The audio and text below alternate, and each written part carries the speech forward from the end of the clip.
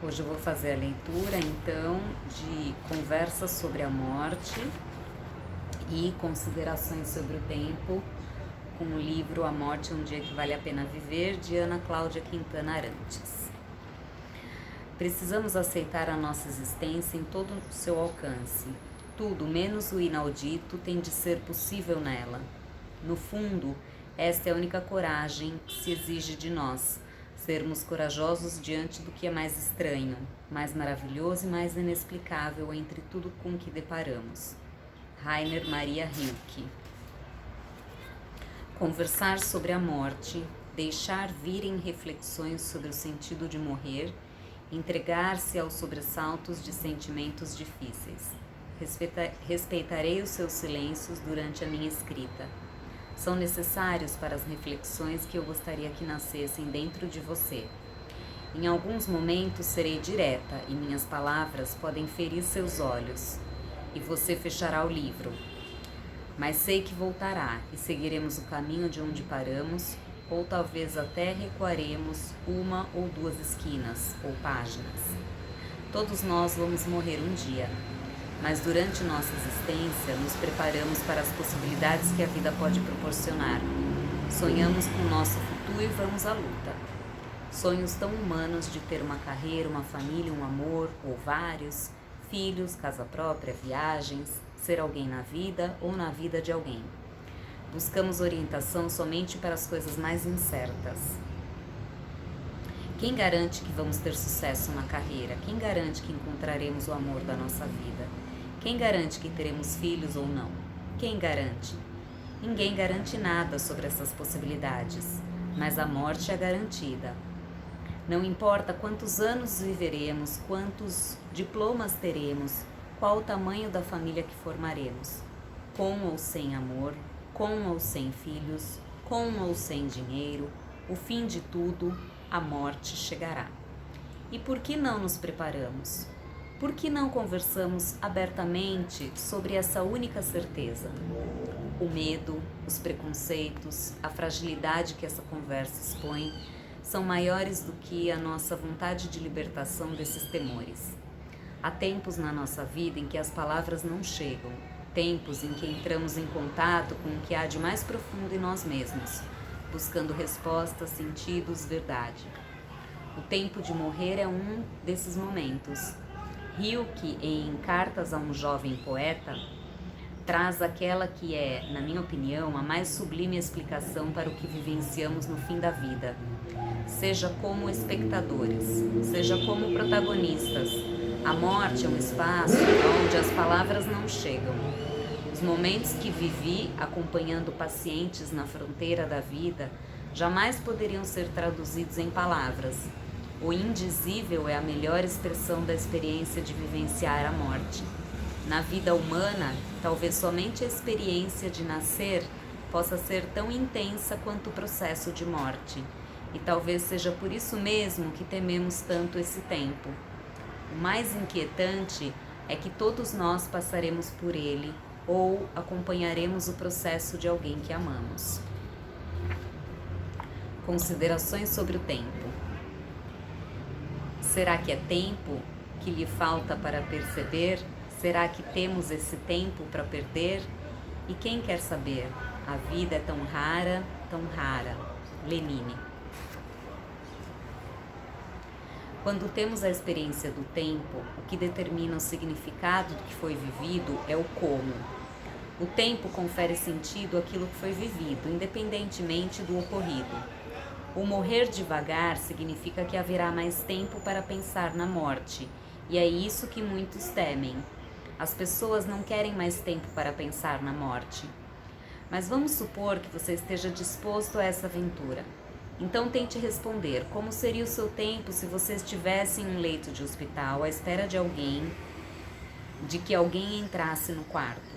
Como seria a espera pelo momento de virem trocar a sua fralda?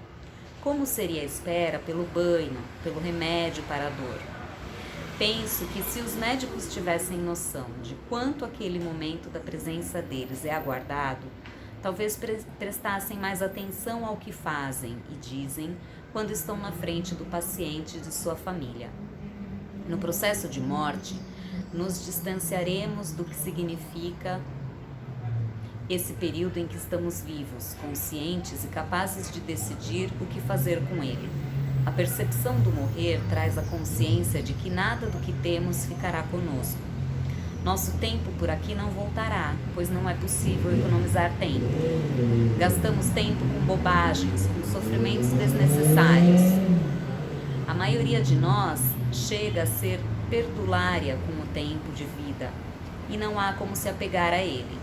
Nós nos apegamos a tudo, às pessoas, às roupas, ao dinheiro, ao carro, bens materiais que compramos e levamos para casa, mas não é possível segurar o tempo.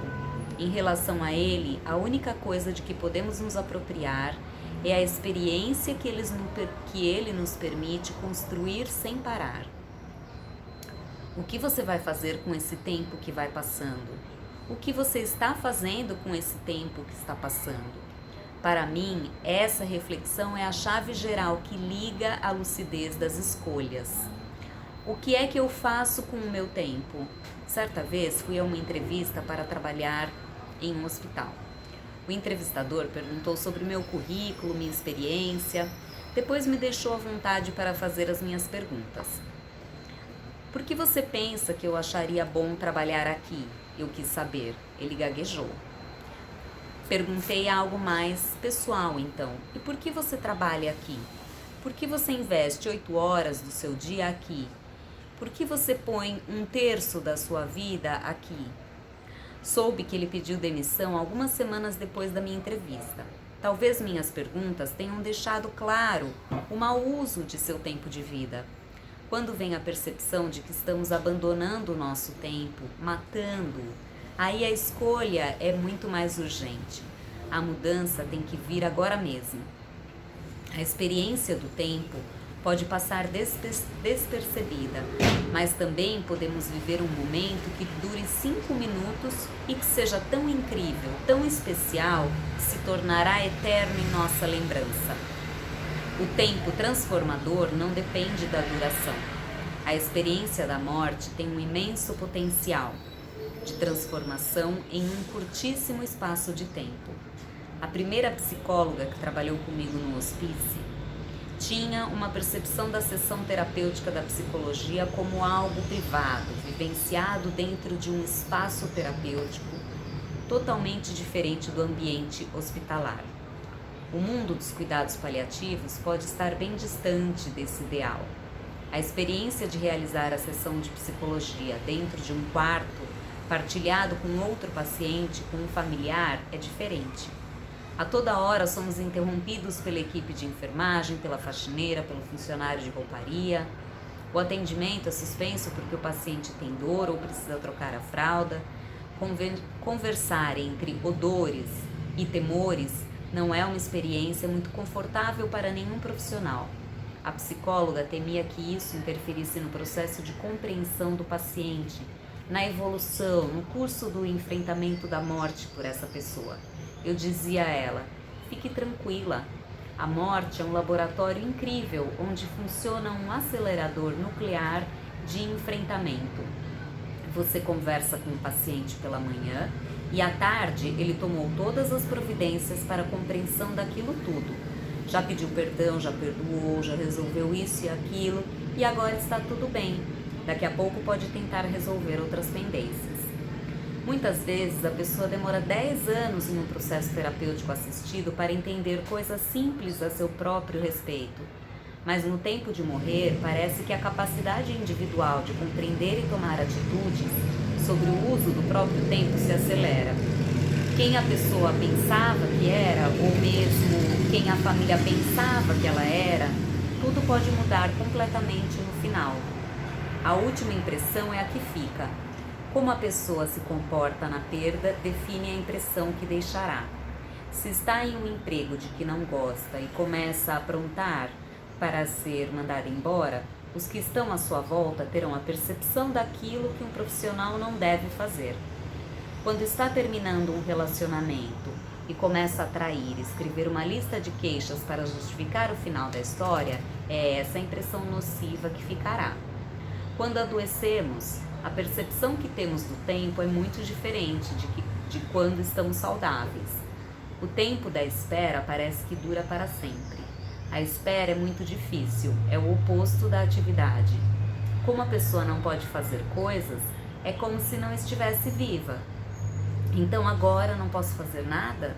Não tem nada que eu possa fazer? A medicina não pode fazer nada. Espera-se a morte, então.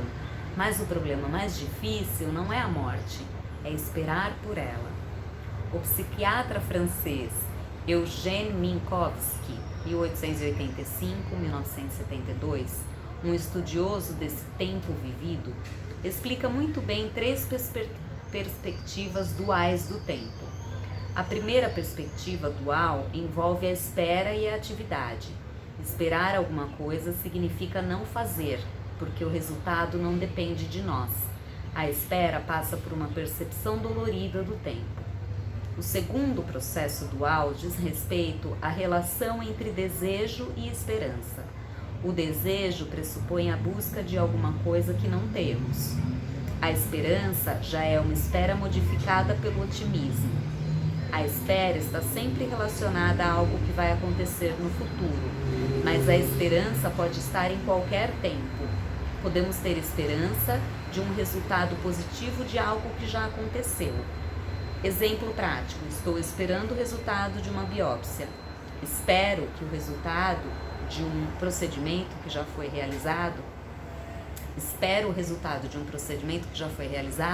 e tenho a esperança de que não seja câncer. A esperança alivia a dor nesse momento. O terceiro momento dual do tempo, e o que me encanta mais, é a prece e a ação ética.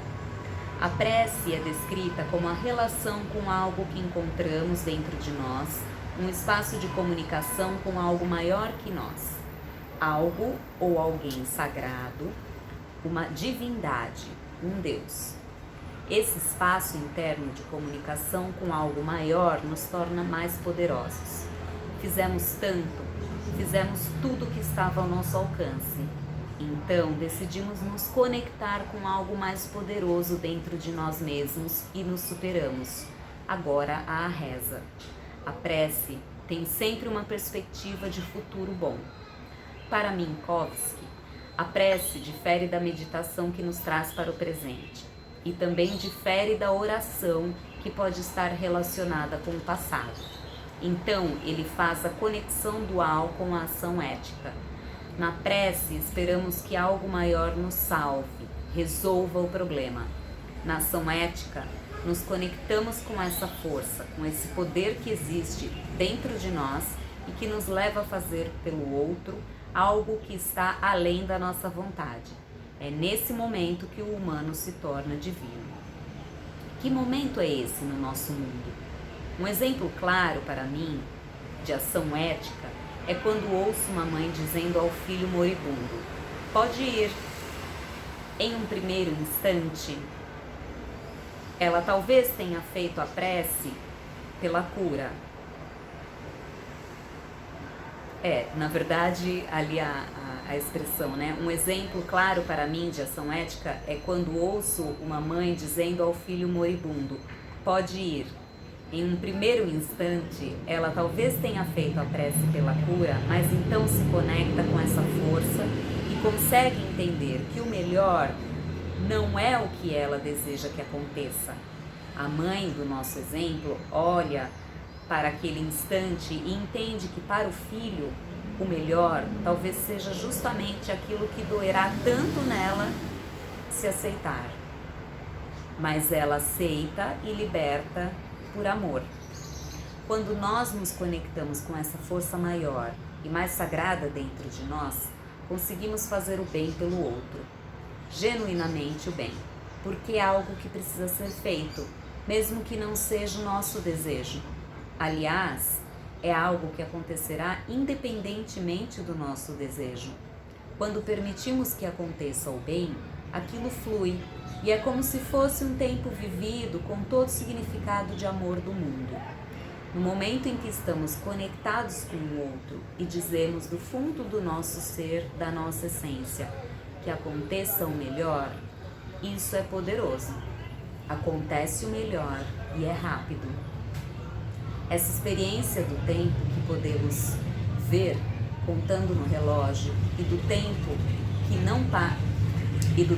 não passa acontece em geral quando o nosso tempo está sem sentido. O modelo experimental da ausência é entrarmos no metrô. Quem está no metrô nunca está lá, apenas sai de um lugar para chegar a outro. Naquele monte de gente não há ninguém presente. Quando estamos no metrô, pensamos: quanto tempo falta para chegar à minha estação? Para muitas pessoas, a vida é como estar no metrô com os olhos vendados. Elas entraram em um lugar que não sabem direito onde fica, não sabem onde vão descer e não estão presentes. Simplesmente estão dentro. Então a porta se abre e alguém pode chamar: Ana Cláudia, vamos descer. Já!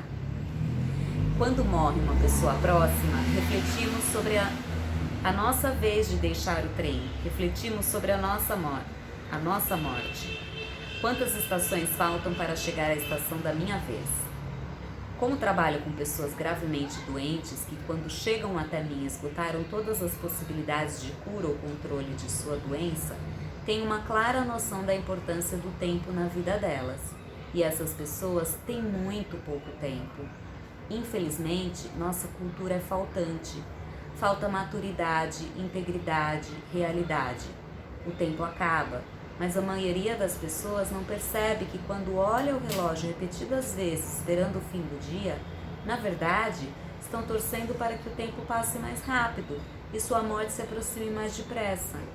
Mas o tempo passa no tempo dele, indiferente à torcida para apressar ou retardar sua velocidade. O que separa o nascimento da morte é o tempo. A vida é o que fazemos dentro desse tempo, é a nossa experiência. Quando passamos a vida esperando pelo fim do dia, pelo fim da semana, pelas férias, pelo fim do ano, pela aposentadoria, estamos torcendo para que o dia da nossa morte se aproxime mais rápido. Dizemos que depois do trabalho vamos viver, mas esquecemos que a opção vida não é um botão on-off, que a gente liga e desliga conforme o clima ou o prazer de viver. Com ou sem prazer, estamos vivos 100% do tempo. O tempo corre em ritmo constante. A vida acontece todo dia e poucas vezes as pessoas parecem se dar conta disso.